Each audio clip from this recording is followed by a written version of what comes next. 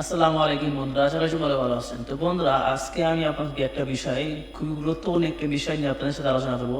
সেটি হচ্ছে একদম সহজ এবং কঠিন, কিন্তু অনেকেই জানেন না, অনেকে জানেন। যারা জানেন তারা মানে কমেন্ট করেন, আর যারা যারা না জানেন তারা অবশ্যই কমেন্ট করে জানাবেন বিষয়টি কেমন লাগছে।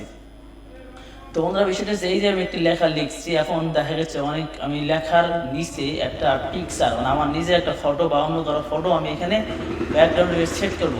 তো এটা কীভাবে সেট করতে হয় অনেকে আমরা জানি না। তো চলুন আমরা দেখে আসি কীভাবে এই লেখার নিচে নিজের পিকচার দিয়ে ব্যাকগ্রাউন্ড তৈরি করা হয়।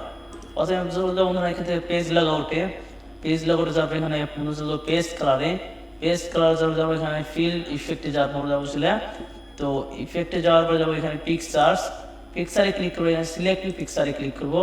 তো এইখান থেকে আপনারা আপনাদের ইচ্ছা মতো যে কোনো পিকচার সিলেক্ট করতে পারবেন। আমি আমার ইচ্ছা মতো এখান থেকে আমার একটি নিজস্ব পিকচার সিলেক্ট করে নিলাম। তোমরা সিলেক্ট করার পর আপনারা যখন এখানে ইন্টার প্রেস করবো, তবে দেখবেন এখানে একটা পিকচার আসছে। তো এখানে ওকে ক্লিক করবো। দেখুন বন্ধুরা, এই লেখার নিচে আমার পিকচারটি চলে গেছে। তার মানে এটা হচ্ছে,